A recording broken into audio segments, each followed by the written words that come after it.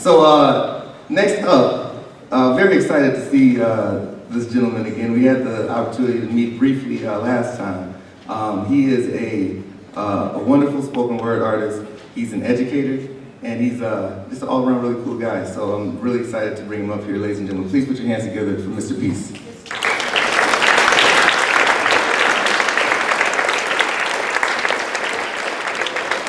Does it sound okay? All right. Can we run that back? Thanks, Zach. I go by Mr. Peace. My name is Kevin. I get all my hip-hop skills from Colleen Mills back there. Linda Brundage too, of course. But if you guys put your two fingers up for peace, I just want to open up with a quick track and just kind of rock from west to east. Okay, you can run it back. Thank you. Can you bring it up a little bit? All right, thank you. So this one is all about peace and love. It's about MLK and Gandhi. Listen, it's love over hate, it's peace over war. It's the dream that MLK and Gandhi lived for. But now it's our time to keep doing right, cause we know in just 2 seconds we can save a life. Yeah, it's love over hate, it's peace over war. It's the dream that MLK and Gandhi lived for. But now it's our time to keep doing right, cause we know in just 2 seconds we can save a life. Mr. Peace, empty heart so I can see that my dreams aren't as empty as my conscience seems to be. You still can't see my dreams, then you need LASIK surgery. I'm seeing 2020 and living life efficiently. The moment I arrive, I'm judged by what I wear, by that which makes me come alive. Man, that's just not fair, but I'll keep taking strides, though being skeptical remains. And I'll flourish and I'll thrive through the soul in my refrains. See, the people are my passion and the reason that I'm rapping, bringing inner satisfaction, helping to fuel this chain reaction. Despite for inspiration for your fire's exploration. Only love is what I'm strapping, and the will to make it happen. Yeah, it's love over hate, it's peace over war. It's the dream that MLK and Gandhi lived for. But now it's our time to keep doing right, cause we know in just 2 seconds we can save a life. Yeah, it's love over hate, it's peace over war. It's the dream that MLK and Gandhi lived for. But now it's our time to keep doing right, cause we know in just 2 seconds we can save a life. All right, thank you.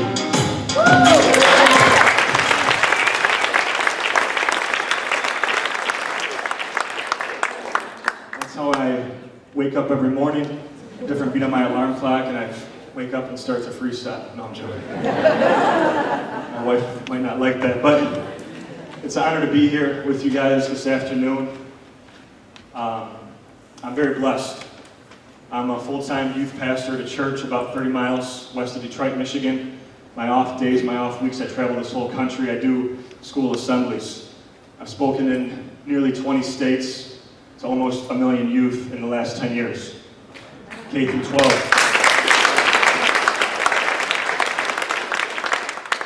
And before I begin any of my talks, I'd just like to let you all know that every single breath that I take this afternoon is going to be worth your time.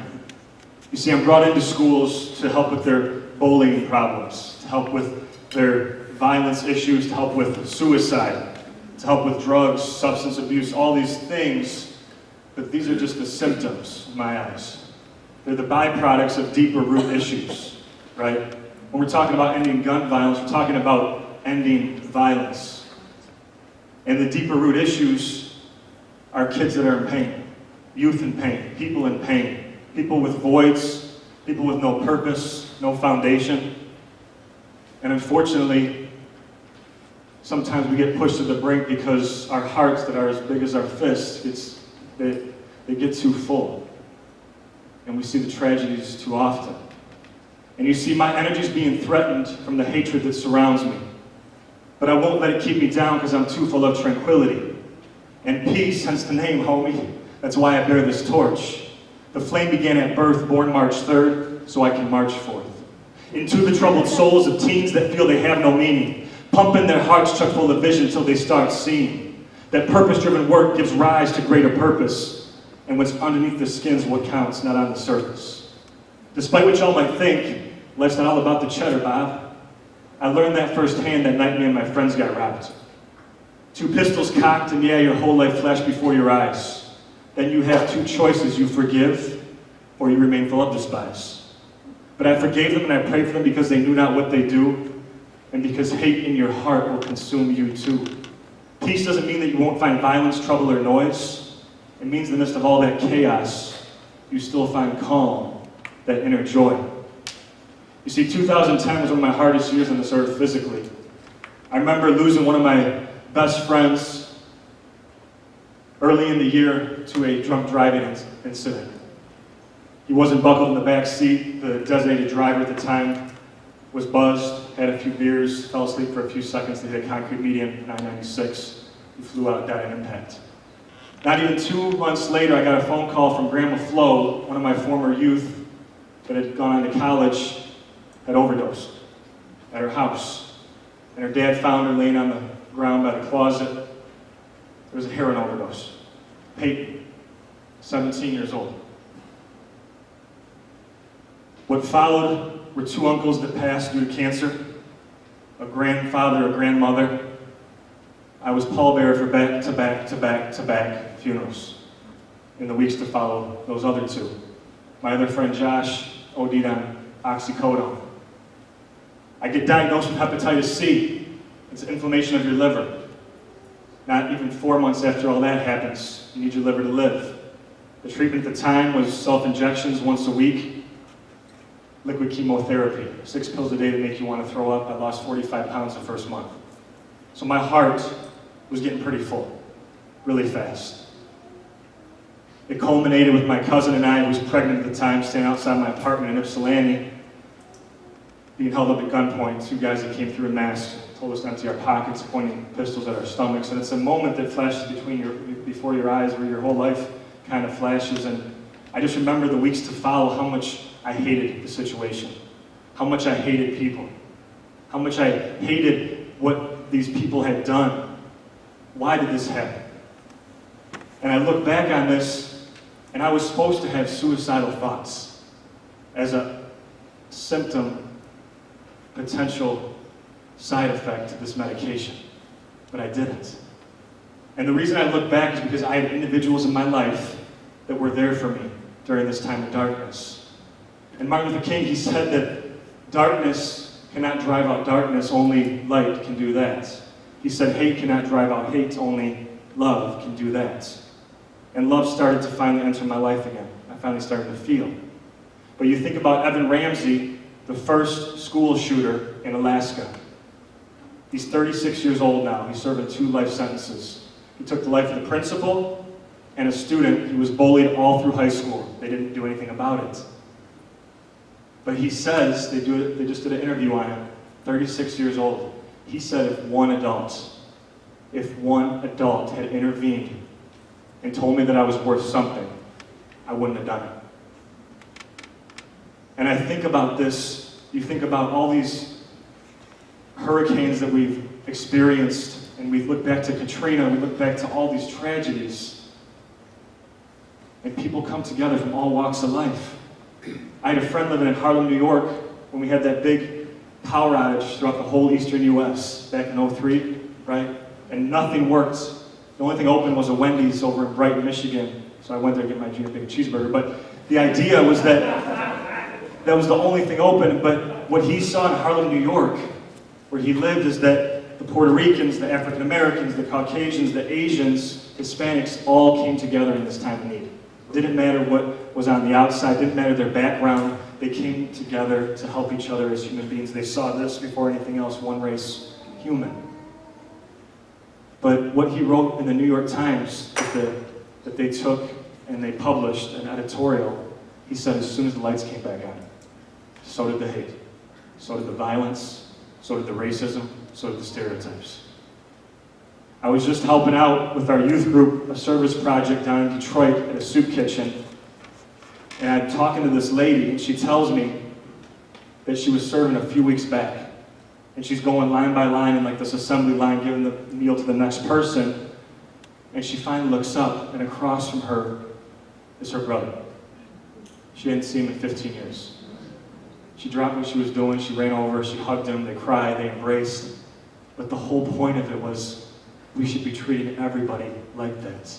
Why does it have to take a crisis in order for us to finally start showing people the love, compassion, and care that they deserve? To move past these thoughts of violence, to actually connect and know when people are in pain, like people were there for me. If you go to the next slide. I had the opportunity to speak at Sandy Hook a few months back. And the whole pulse of the city of Newtown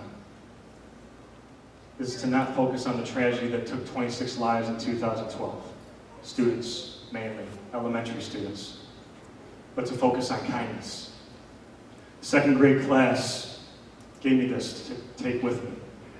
They all signed it on the back of it. And it says, one kind word can change someone's entire day.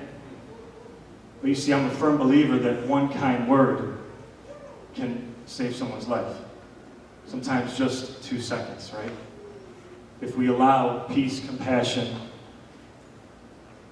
kindness, empathy, love, enter into here fully, our hearts, big as our fists, we can turn this into this, right?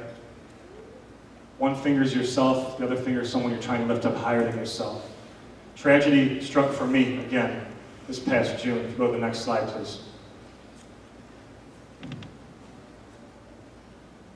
There's a reason I performed the song in the beginning, because my friend Egypt was supposed to be on it. I got a text message from my friend saying 27-year-olds found slain at her house in Belleville, singer. They still haven't found who did it. And I'm thinking to myself, what pushes somebody to finally pull the trigger, right? How much pain can be going on in this person's hearts to finally push it onto someone else? Because I'm a firm believer that when we're born, we're pain-free, right? We have nothing in our hearts. People haven't told us that we're a mistake or that we're worthless, that we can't do something, or we haven't had this hurt. But little by little, our heart starts to get full, and if it starts to get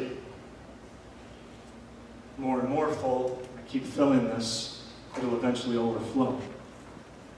And that could be self-harm, taking someone's own life, or unfortunately we see too often in the news, people that take other people's lives. But here's the thing, that no matter how full this gets of hurts, because it's true that hurt people, right? It's very true.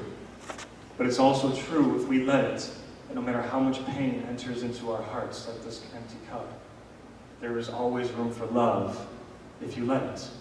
So it's true hurt people, but it's also very true if we choose this, that healed people can heal people. If you go to the next slide, I have a bag of bracelets here. This is just one of them. I have thousands of these. I pick about 10 or 12 to put on before every talk or performance I give. They become my armor and my strength. Every bracelet given to me was from a youth who said, Mr. Peace, if you weren't here today, I wouldn't be here tomorrow. And for many of them, checking out involved a gun. They had plans that night, the day I spoke, to finally take their life. And this one girl that comes up to me, she pulls this out of her pocket. And she ran out of my talk. She was a 10th grader. I saw her run out about halfway through. She came back at the end. She came up, ran up to me crying. She pulled this out of her pocket. And I laminated it so I can keep it, but it says, I'm a mistake. She said, Mr. Peace, I look at this at least once a day. And Mr. Peace, I'm disappointed that the gun didn't go off.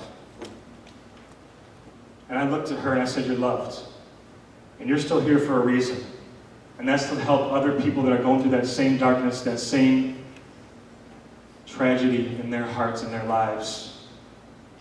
You're still here to be their light, if you choose that too. And I hugged her.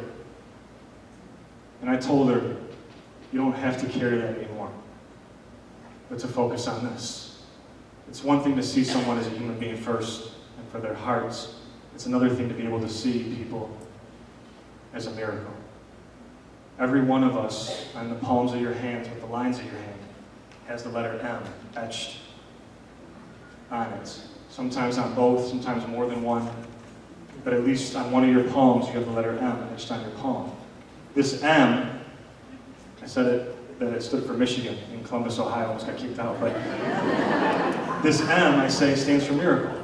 And upside down W stands for worthy. That's her poem. That she wanted to be able to show other people that she might be able to help others that are going through that same struggle. And this means, next slide please, that we focus on the solution. Love. Because the fear, the hunger, the bullying, the hate, the murder, the racism, starvation, all this will be here.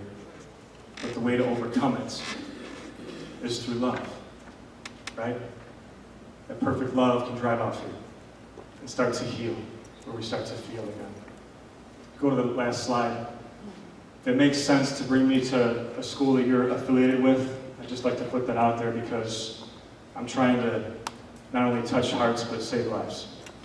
And the epidemic continues to get worse and worse. Linda spoke about the suicide rate, the middle school age level. The suicide rate in terms of cause of death has finally surpassed as the #1 rate for ages 10 to 14. Back in '99, traffic accidents were 5 times greater than suicide being the cause of death. It's matched it. The rates keep going up. And it's people that feel lost, unloved, alone, and it's up to us to be their lights, to be that peace, because who knows if we're the one that ends up saving them. Please, you guys want to stop by my table after and just talk. I'm here to speak. I don't have all the answers. I just try to reflect what you already know, that you're beautiful, that you're miracles. And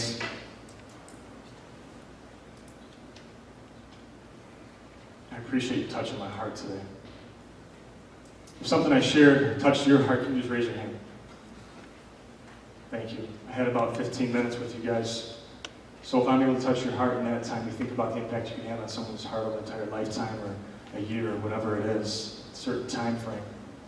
But that means you were given a gift, as you will be given more gifts today throughout this concert. And now it's up to you to go and share that, if you choose that. God bless you guys. Thank you so much.